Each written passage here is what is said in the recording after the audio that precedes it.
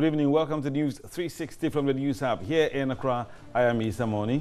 And I am AC Benewa Otto. Coming up this evening. News 360 Headlines is brought to you by... Some customs officers at the Tema port interdicted for aiding tax evasion resume work as disciplinary processes continue.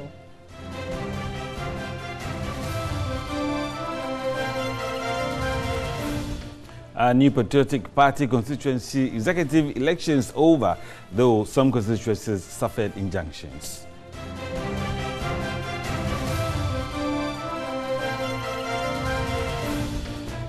Also coming up, mission yields results in 2 districts. The Wa Eastern Bongo district will tell you more.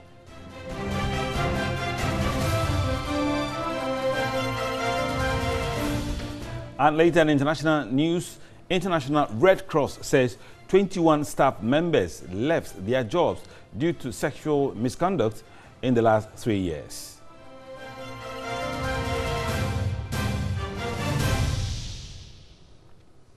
These are more, including sports and entertainment, coming up this hour. Stay with us as we bring you the details right away. Hello again. Let's look at the details tonight. The new Patriotic Party constituency election has taken place in all the 29 constituencies in the Bono Ahafo region, with the exception of 3. Now, the 3 constituencies are Sunyani East, Techiman North, and Esutefi South. Our Bono Ahafo reporter Larry Moses visited some constituencies in the region, including the Sunyani West constituency, where 685 delegates voted. The delegates, including constituency elders and executives, as well as polling station delegates, voted to nominate constituency executives for 10 positions. These included chairman, secretary, and treasurer.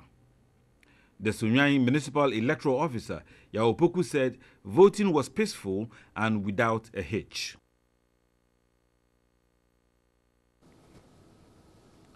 Right, joining us now is our Bono Ahafo regional correspondent Larry Pakwesi. Moses, Larry, good evening, and it's great to speak to you about the NPP elections. What more can you tell us from the Bono Ahafo region, Larry? Yeah, good evening, Lisa, and thanks for having me on the line.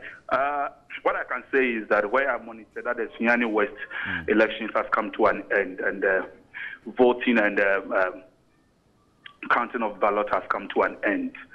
Let me quickly say that 29 constituencies, that's what we have here in the Bono Ahafo region. Out of the 29 constituencies, only 3 constituencies were not able to, as it were, go through the voting today because of unresolved legal issues. That is the Techiman West, Sunyani East, and Esutefi North.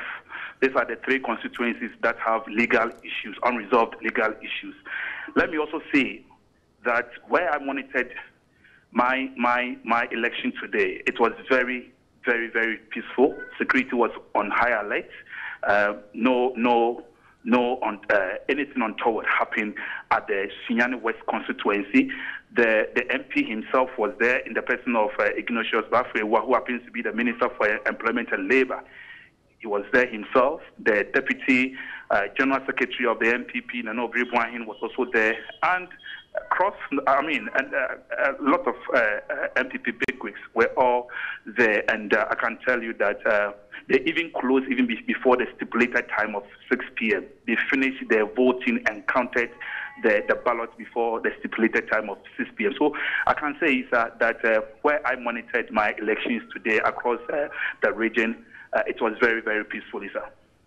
Thank you very much, Larry Pakwesi. Moses, and as we've been telling you tonight, the NPP constituency election has taken place in all 29 constituencies in the Bono Ahafo region, with the exception of 3. The 3 constituencies are Sunyani East, Techiman North, and of course, Esutefi South.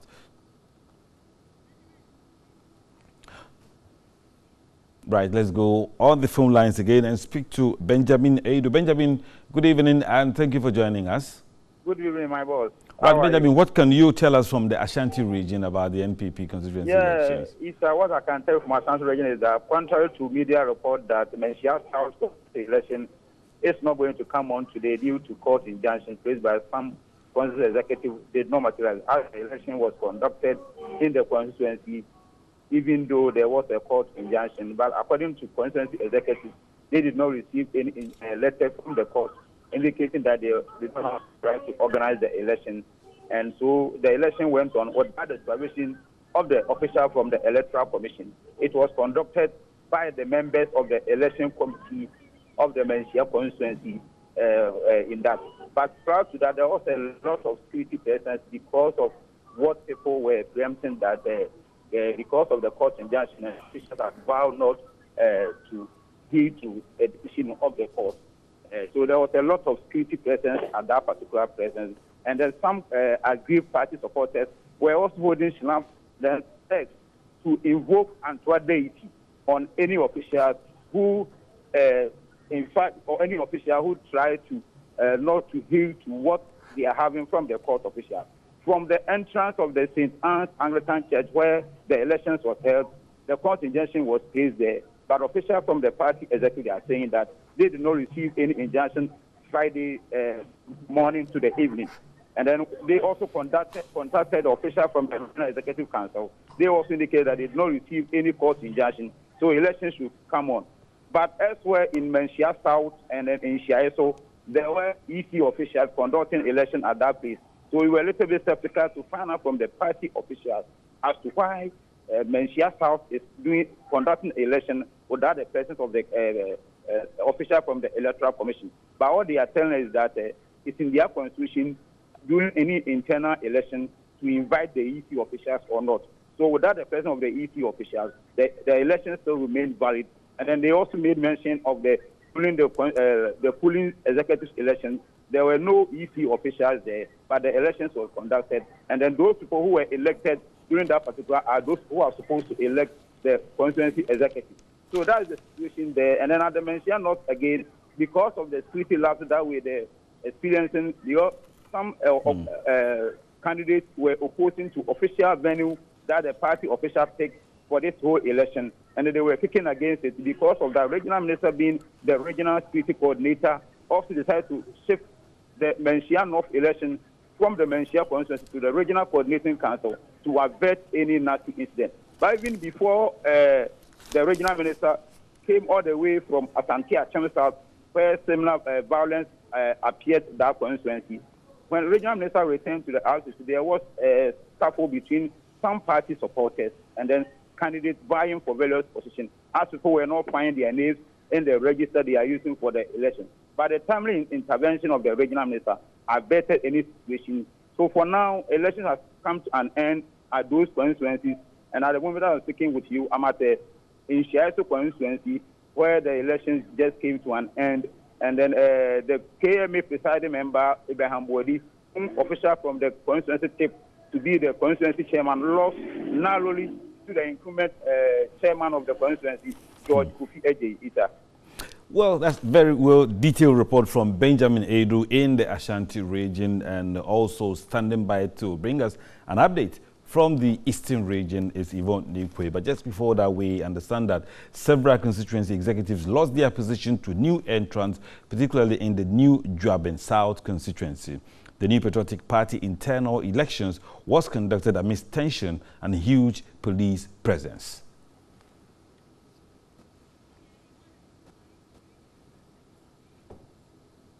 Yvonne, if you can hear us, good evening and thank you for joining us. What update can you bring us more from the Eastern region? Good evening, Isa. As I speak to you, elections are over. The winning parties have gone home to celebrate. Most importantly, the analysis is making in the outcome of the elections, especially for the new Juaben South constituency, which happens to be a stronghold of the NPP.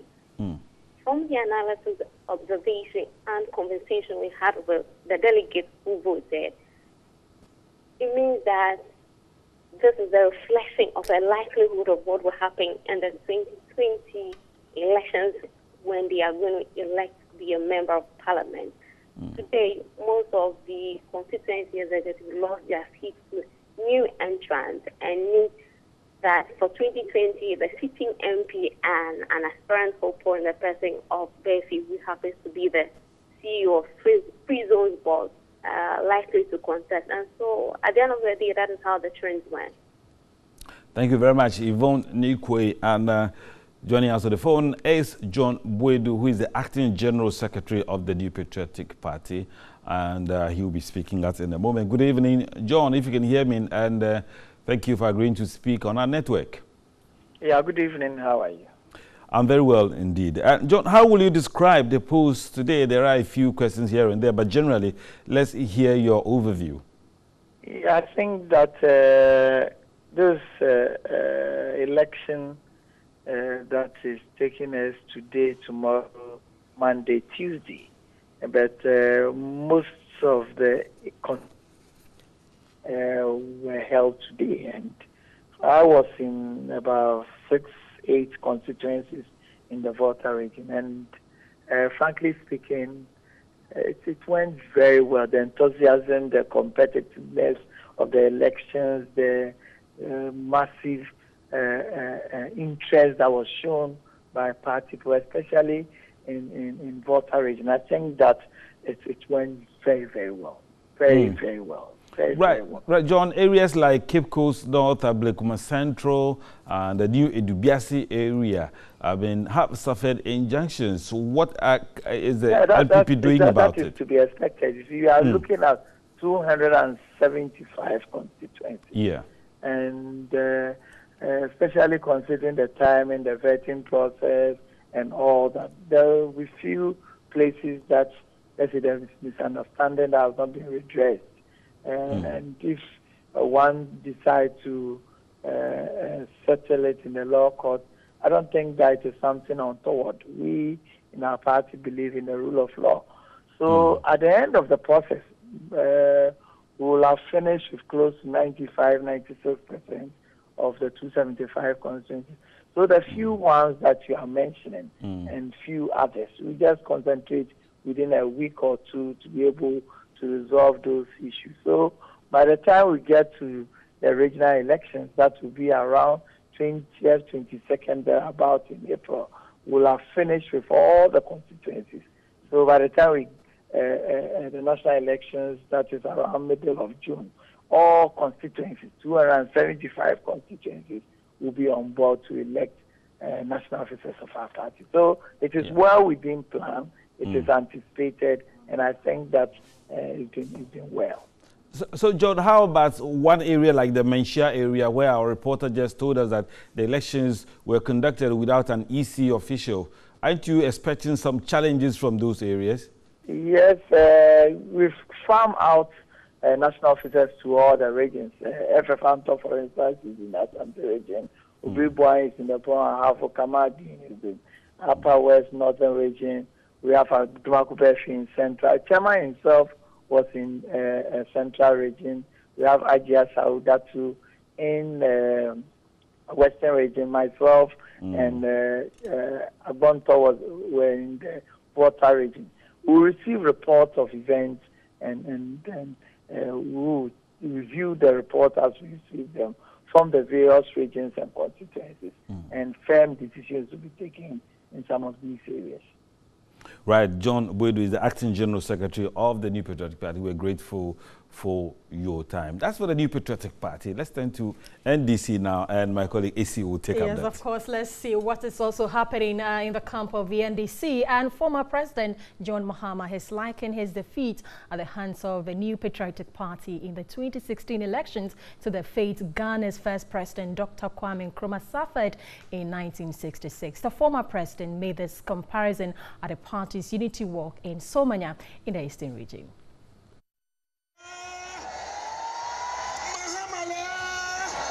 Speaking at the NDC's Unity Walk held in the Eastern region, John Mahama said like Nkrumah, he focused on developmental issues while the opposition maligned him. He quoted a famous response from the first president, Dr. Kwame Nkrumah, after his overthrow, that he never knew Ghanaians wanted milk and sardine. Kwame Nkrumah said something when he was in exile. He said that he didn't know that it was milk and sardine Ghanaians wanted. That he wouldn't have built Akosombo. He would have distributed sardine and milk free to Ghanaians. And they say history repeats itself. when you are busy working, constructing roads, building hospitals, opening water systems, you're extending electricity. People say, we don't eat roads, we don't eat hospitals, we don't eat schools. And they make all kinds of promises. And so Ghanaians vote them back into power. John Mahama also took a swipe at the New Patriotic Party over its inability to reduce petrol prices. In December last year, petrol was selling at 14 cedis, and we were told that it was too expensive, and that 50% of the petrol was made up of taxes alone, and that when they win and come into office, they will remove the taxes so that petrol will sell at 7 cedis. Today, petrol is selling at 22 cedis per gallon. I'm even more concerned about LPG, because LPG was about 40 cedis before December 7th. Today, LPG is more than 80 cedis. And what it means is that for those who cannot afford LPG, they will go back to using charcoal. The former president said it was not too late to have a national conversation about free SHS, since the current module was bedeviled with several challenges. We all agree on the concept of free senior high school. Where we differ is about progressively. Somebody decides that he wants to implement it within 3 years. You don't have enough dormitories. You don't have enough classrooms. You don't have enough textbooks. You don't have enough laboratories. You don't have enough dining halls. You don't have administration blocks. And yet you say in 3 years, for a program that is so fundamental, you have no policy, you have no guideline, you are just implementing it in an ad hoc manner. The NDC Walk, an initiative of the former president, is on its 6th stop in the 6th region. The walk was described as the longest so far, involving some 16 kilometers. Former President Mahama admonished the party faithful to register by February 28 to be able to take part in the party's constituency elections. Now, private legal practitioner Nana J. Bafoiwa says the conviction of former Jida boss and businessman Asibit were sacrificial lambs and not a true attempt at punishing those who misapplied state funds. The lawyer said money for which the two were jailed pales comparison to others mentioned in the investigative report on the youth agency. We all know the quantum of money that went down the drain through that Jida scheme. We know the personalities who were involved. Look, Better Ghana Management Services, payments that were made to that entity over a period of 10 months, right, is alleged to be in the sum of 240 million cedis. What has been heard of it? Meanwhile, the amount of money that these two personalities are said to have, woefully caused a loss to the state. That's 4.1. It's 4.1. So when you compare just this one to even the quantum of money that was paid to Better Ghana Services, Management Services, this one pales in significance. The strange thing about these schemes is this: they were all paid in advance. They were all paid in advance. So clearly, it was a scheme to loot. And I say that without any apologies. It was a scheme to loot. They were all paid in advance. Meanwhile, contractors, road contractors, they take loans to construct roads for a year or in excess of a year. They are not paid. And so when you end up prosecuting two people who only caused a loss of 4.1 million cedis, then it raises question about your sincerity. In other news, some customs officers interdicted at the Tema port for aiding tax evasion last year have been recalled. Commissioner General of the Ghana Revenue Authority, Emmanuel Kofi Nti, says the officers will resume work while internal disciplinary processes initiated by management continue. In July last year, 50 staff of the Ghana Revenue Authority were interdicted at the Tema ports for aiding some private companies to evade tax.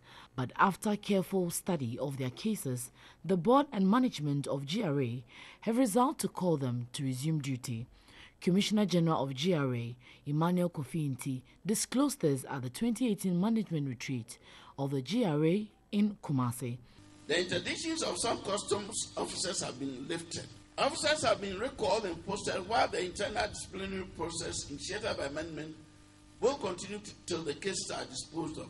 The GRA registered a revenue collection shortfall of 3.4% in 2017, but the 32.3 billion cedis mobilized in the year represent a national growth of 22.3% over the 2016 collection figures. Mr. Kofi Nti highlighted some tax reforms and trade facilitation measures to increase national tax revenue. The revenue target for 2018 is 39.8 billion, an increase of 23.3% over the 2017 target. This calls for teamwork, effective supervisory skills, new initiatives in debt collection, sustained public education, and effective application of the tax laws, especially as far as sanctions are concerned. We must be prepared to move away from the traditional strategies and embrace technology to aid the work that we do. Ashanti Regional Minister Simon Osei-Mensah noted the GRA will be able to achieve its targets for the year when adequately motivated. Deputy Minister of Finance Kweku Kwarteng advised the GRA to deploy modern technologies to increase revenue and reduce revenue leakages in the system. GRA's 2017 performance convinces us as a ministry that given the required resources and significant change in professional posture, GRA can rise to the occasion, increase the tax to GDP ratio, and bring Ghana to comparable levels with other sub-Saharan countries. Therefore, the ministry will continue to collaborate with the GRA board in the provision of resources and logistics to enhance your performance. And the deplorable nature of roads in the Bosomchi district of the Ashanti region is taking a negative toll on healthcare delivery. Patronage of outpatient service at the biggest health facility, Kuntinasi Government Hospital, is low as patients fear a worsening of their health condition. The Kuntinasi Government Hospital in the Bosomchi district is situated along this untarred road linking Kuntinasi to Krum Ejafo. Access roads within the hospital premises also remain dusty. The heavy cloud of dust enveloping the hospital premises is a cause of worry to patients and hospital staff. Over the past 3 years, the facility has recorded a steady decline in outpatient attendance. In 2015, the OPD recorded 19,780 patients, dropping to 18,376 in 2016 and further reducing to 16,326 in 2017. District Director Dr. Moses Bermajimate says efforts at effective healthcare delivery are hampered by the exposure to dust. We are in the hospital which is so close to a source of dust. So some will cough, especially those who have allergic conditions.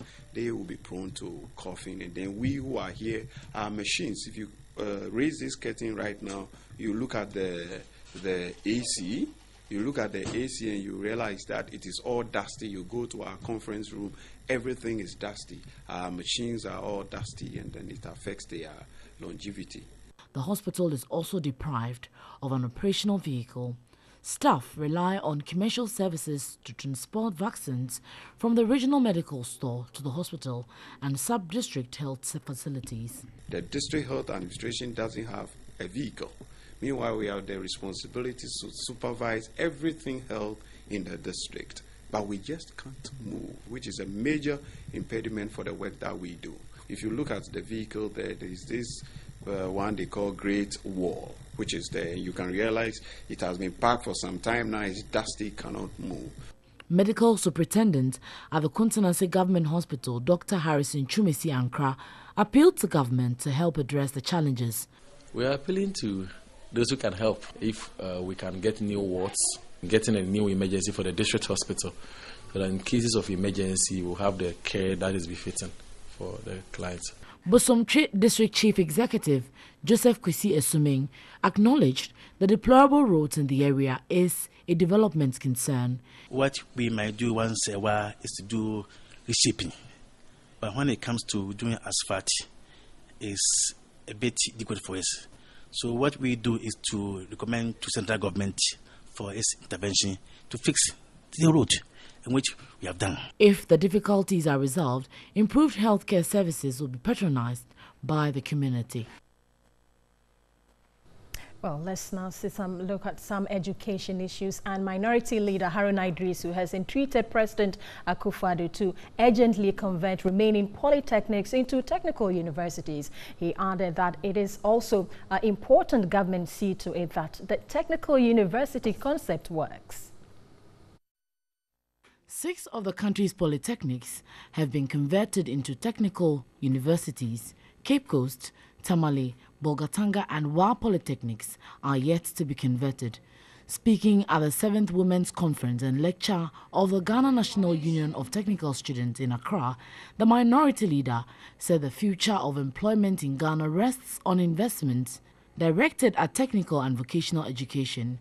Therefore, he urged government to resource technical universities for the training of technical manpower, which will aid in Ghana's development. The future of employment in Ghana rests on how much we invest in technical and vocational education. Therefore, he has every responsibility to adequately resource you, and he has every responsibility to ensure that the technical universities concept work. When you go to the oil fields, Tullow, ExxonMobil and others, they are looking for persons at your level to be able to fill those vacancies. We should not be looking outside Ghana, outside the jurisdiction, to fill that middle-level manpower need. Haruna Iddrisu wants government to learn from countries like China if it wants to use technical education to grow the economy. Nowhere in the world can you succeed without middle-level manpower.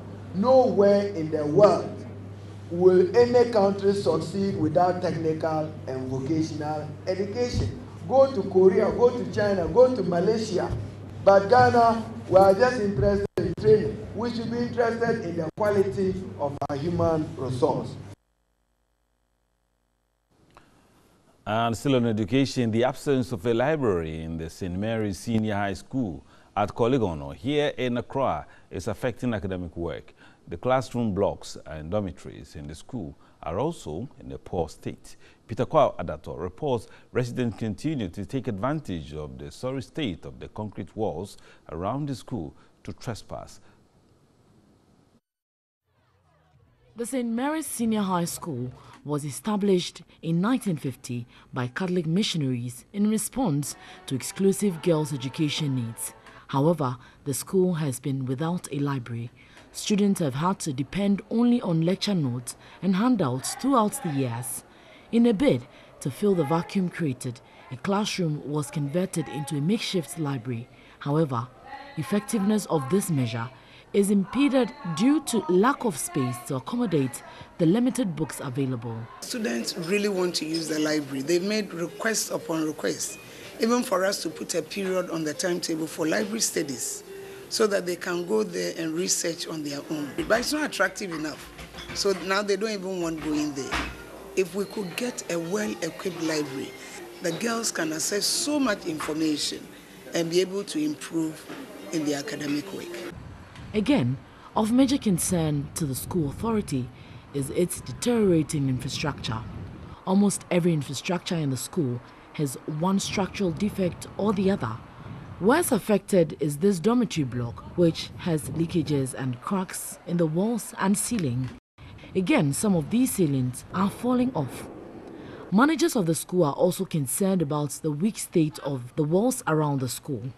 Some portions of the walls are weak and can collapse anytime, compromising security as residents scale the walls into the school. That to the full glare of the girls, sometimes you get people from the community jump over the wall to ease themselves. So the wall is a must if we want to ensure that our girls are secured. Another major health threat in the school is the storm drain that separates the academic section from the dormitory. It looks neat at the time of filming this report, but that was not the usual.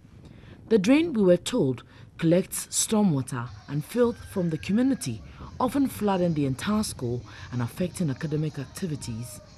And the surprising thing is that it carries little or no water from the school. It drains very little or no water from the school. The water is from the community. The filth is from the community. And in the absence of dedicated environmental workers, school authorities have to depend on individuals to clean up and maintain the storm drain at high cost. AMA had a worker who was cleaning it periodically, but for over 5 years, since the man retired, no one cleans it. We do the little we can, but this one is definitely beyond the financial resources of the school. Headmistress Grace Mansa Ishan is appealing for intervention to improve academic work and safety of the students. Quite a worrying situation there. Well, coming up, Mission yields result in 2 districts, the Wa East and Bongo districts.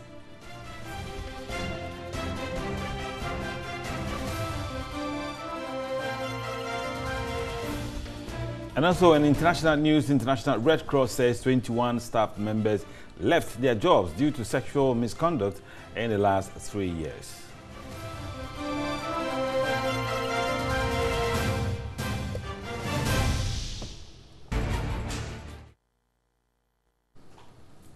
Welcome to Missions tonight, and Mission is supported by Star Ghana with funding from Danida, UK Aid and the European Union.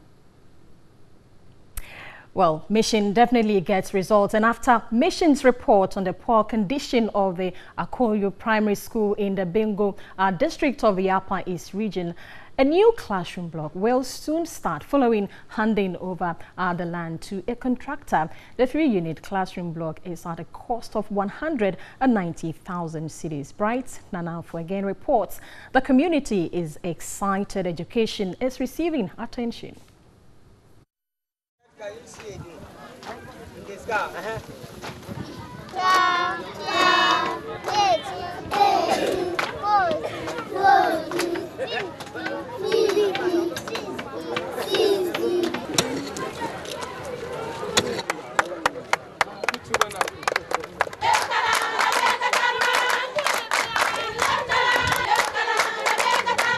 Excited, a community that was in need now has every right to sing and dance.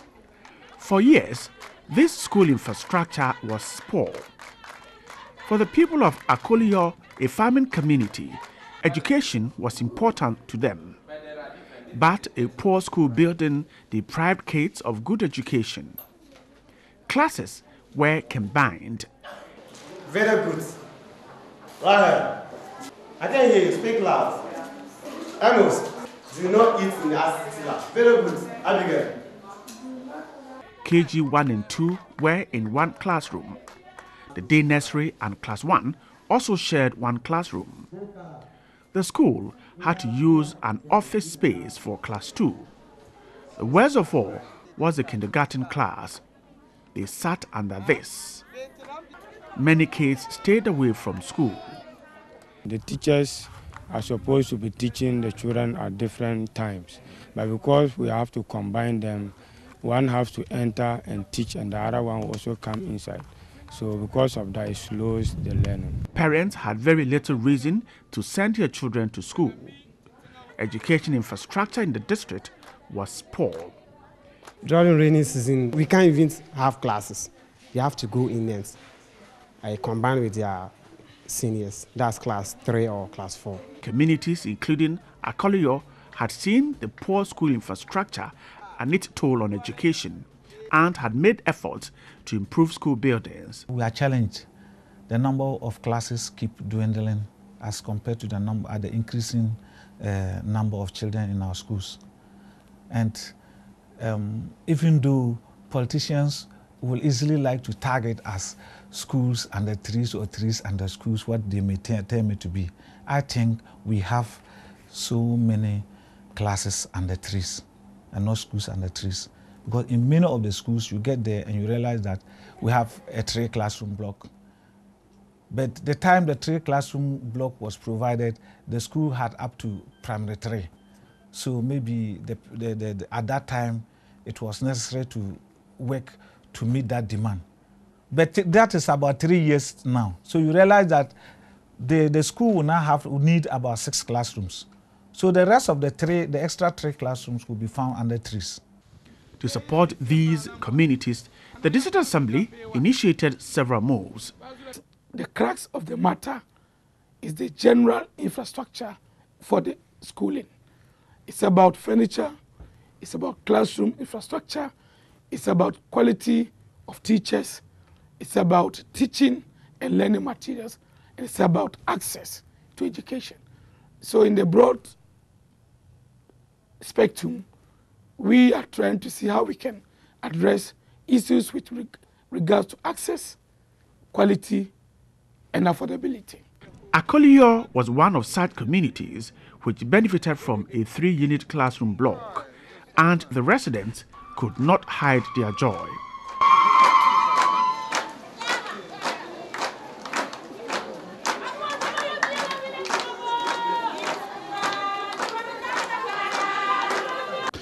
Akoliyo is excited. The community in the Bongo district of the Upper East region has been depressed for several years. Educational infrastructure, very, very poor. Their kids studied under this shed, and for years, this is what they had to contend with. They have tried, but could not. This meeting is expected to finalize arrangements to have a new school block constructed. Excitement is on the faces of every member of this community. A new school block, a new beginning, and a new step ahead into education in the future. The community of about 750 people will, in about 4 months, see a new school building at a cost of 190,000 cedis.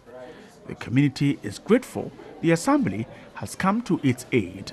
We had to make a budgetary allocation towards putting up the classroom block. So the peoples in that community used to travel about 2 to 3 kilometers to be able to access education. So if we do not go to their aid, it means that they're going to be left out. Based on that cry, I thought we should put up the facility for them. A sort has been cut to construct a 3-unit classroom block for them, and possibly to drill and mechanize a borehole for the children, so that for the first time, they will have some access to education. The facility will come with offices, a storeroom, and sanitary areas. We are so excited for what the government is putting forward for us, because in the olden days we used not to have schools to go. But as of now, the government is putting this building for us. We are very, very happy for what he's doing for us. The over 170 pupils of the school will very soon enjoy modern facilities. All we need is the community support. It's a give and take affair. We've asked them to eschew laziness, petty stealing, preferring, and all that other things. So we've asked that they should support us as a community so that we also work in earnest. And the project will roughly, it will not take more than 4 months to complete. The District Assembly and the Education Directorate are poised to use education to move development forward. It's not only the classroom that is their problem. They do not also have furniture. The last time I managed to secure 25 pieces of dual desk for their community. But that is not enough. Very soon, we will be procuring furniture. and will allocate a few pieces to that school. So Akuliyo peoples should be happy that this government has come to their aid. The Assembly says many more facilities will be added to Akuliyo Basic School so that kids who complete and will move on to the next level will not have to travel to other communities to further their education. Bright Nanamfo, TV3.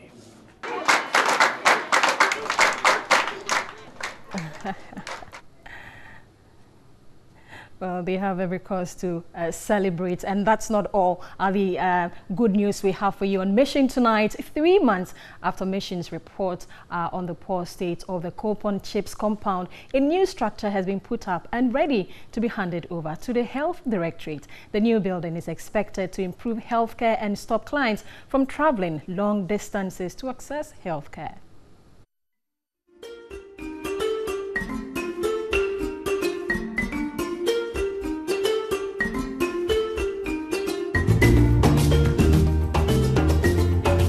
We are all aware that health is something that is we have to all look for.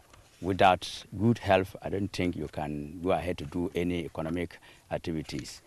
I think it was based on this that we have taken the decision that we have to come and expand the Chips compound in this community.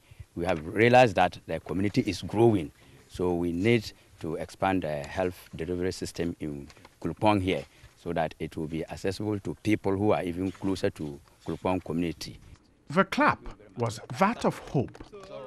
The hope that a new building will serve them better. This is a renewal of hope in the system. Residents had to rely on a poor structure. Many clients stayed away due to the poor structure. They preferred self-medication. In fact, health staff refused postings here. If you go around the facility, including this one where you are sitting inside, and then there's a crack from the roof right down to the ground, even your own security is at risk.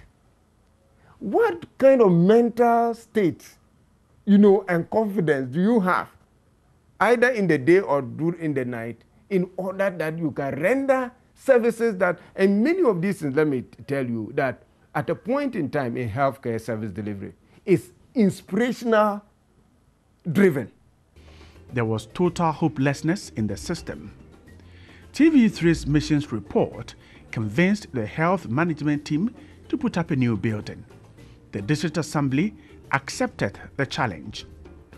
Then the chiefs and people of Kulpong released the land to build a new Chips compound. The project took just 4 months at a cost of over 160,000 cedis. The facility will have all units needed to enhance healthcare. The community is excited. Though yet to be handed over, clients are upbeat about an improved health system. The project is 95% complete. By the design, it has been improved to the point that now it is 95% complete. But when it is finished, it will not just be a Chips compound anymore, but it will also be a health center. That means that we are upgrading already a Chips compound in a very densely populated area to a health center where delivery room is available. We have a detention room. We have a place for other procedures to be done. This is to take care of hundreds of residents in the catchment area. The previous structure lacked staff. This is to change immediately. We also have some staff who are also moving into this new location, Kulpong, in order to enhance the level of skills delivery in that particular community and its surrounding areas. Mission's exposition has seen a lot of improvement. The district is looking at improving all chip zones within the area. District Assembly has yet also awarded now another Chips compound at Kundugu, which will commence in the next week or so. Actually, the paperwork has finished. The contractor is left to move to site. And we believe that in the next 3 months, yet another facility could be added to the current pool that we have. Okay. The district is again seeing to it that healthcare is moved to a different level. The struggles of the past are over. Refusal to go to health centers will no longer exist. With the provision of that facility, it will go a long way to improve upon their health situations in the area, because many people were always willing to go to the facility, but because of the bad nature of that facility, they used to abandon it and move to different places. But now that they have a new structure in the community, they are expressing their willingness now to patronage the health facility there. In fact, the building isn't the only way out of improving healthcare. The Assembly is looking ahead. Staff are happy and feel they must give off their best. This project is going to help us a lot. For me, for instance, I'm a community health nurse. So for now, they will bring a lot of nurses. So it will give me the chance to always move into the community all the time. I can be in the community, but work in the facility will ongoing successfully. For residents of Kurupong, this is a new dawn. Their struggles with healthcare will soon end. They no longer will travel over long distances to access healthcare. This is expected to be built on and access improved. For TV3's mission, this is indeed mission accomplished. The Wa East District is the beneficiary. I must start by thanking TV3 for throwing the spotlight on us in the past 3 months. Generally, I would say that the place is now open up, and we have seen many more people that are calling in from all angles, showing some interest in helping one area or the other, particularly in relation to health. Bright Nanamfo, TV3.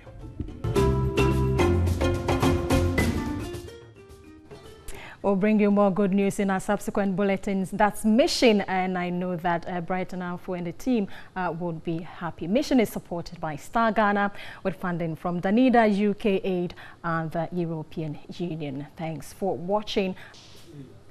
Well, in entertainment, let's still stay on the Fat to Fit program. And popular Ghanaian actress of heels and sneakers fame, Belinda Jatta, is set to begin a new healthy lifestyle and weight loss journey as she joins the 3FM Fat to Fit 60-day challenge. She is hoping to lose some 20 kilos at the end of the challenge. The entertainment team caught up with her at the launch of the season 5 of the Fat to Fit challenge.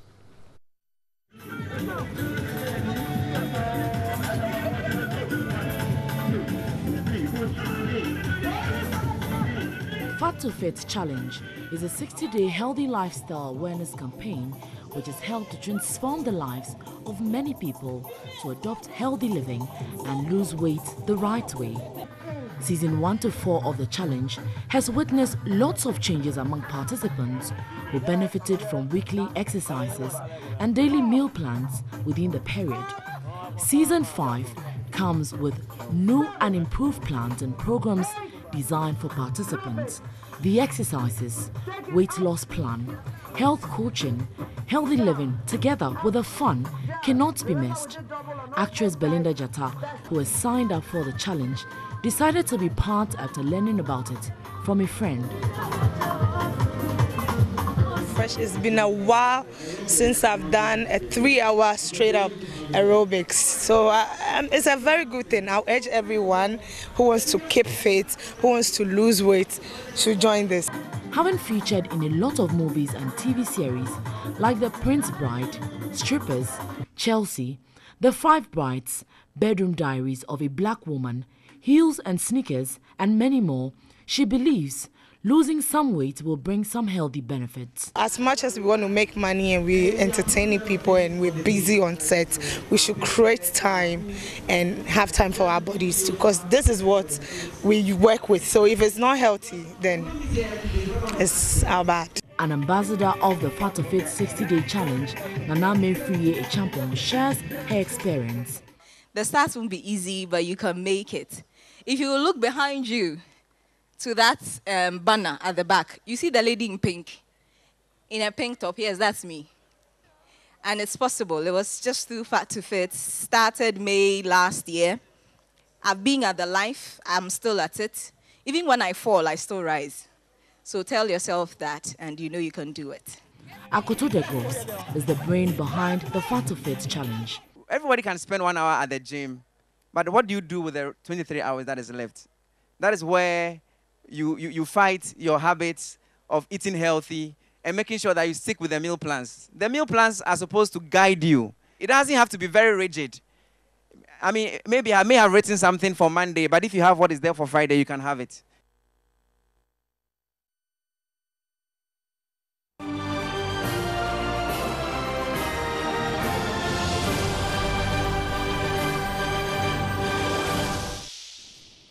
And let's do some international news. And the International Committee of the Red Cross says 21 members of staff have left their jobs for sexual misconduct in the last 3 years.